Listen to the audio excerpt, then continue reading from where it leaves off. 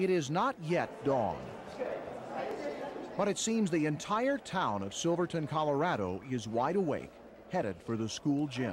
It's kind of like one great big family. We all gather here in Silverton. What brings them together may be a type of shared madness. It is crazy. It's very unique, even among, you know, the uniqueness of ultra running. It's really special. The seconds tick away toward an ordeal known as the HardRock 100. This is my 5th attempt.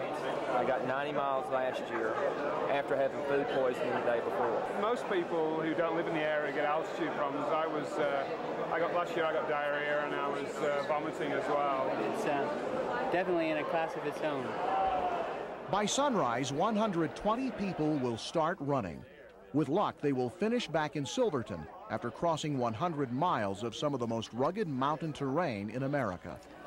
I'm ready to start. Good luck. Have a good one. 6, 5, 4. I'm awake. 3, 2, 1. Get out of here!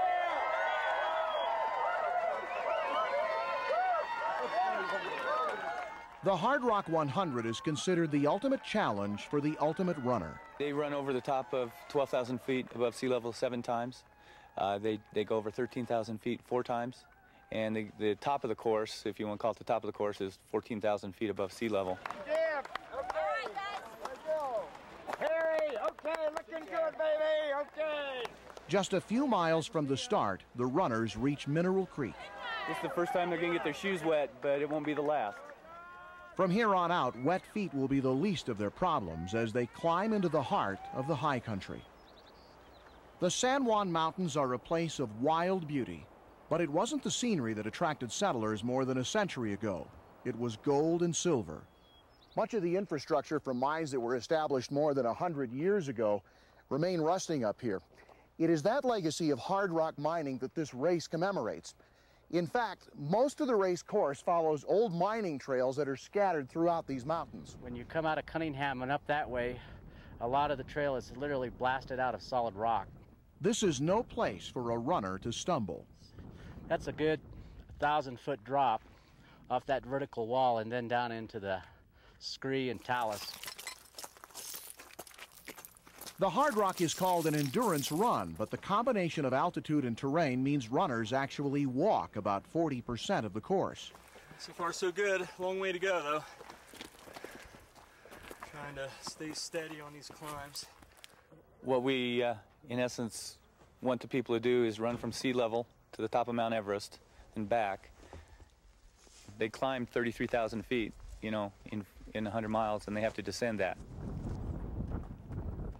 On the way down, the pace picks up, and there's no time to admire the view.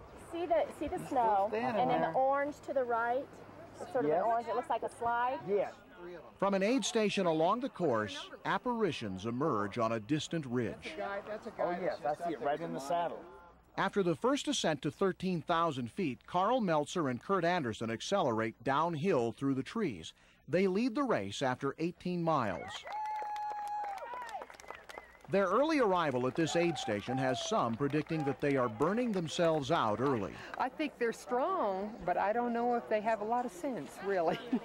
It's going great. Do you want a jacket? 82 miles to go. We've got a windbreaker for you. No, I'm good. Thanks. See you guys. All right, bye, Carl. Yeah.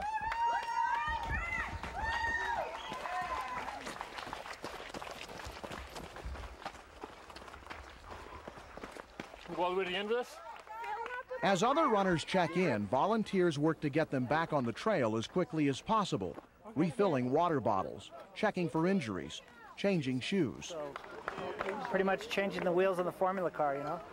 A quick stop for refueling simply means another challenge waits up the trail, and the only way to face it is with a smile.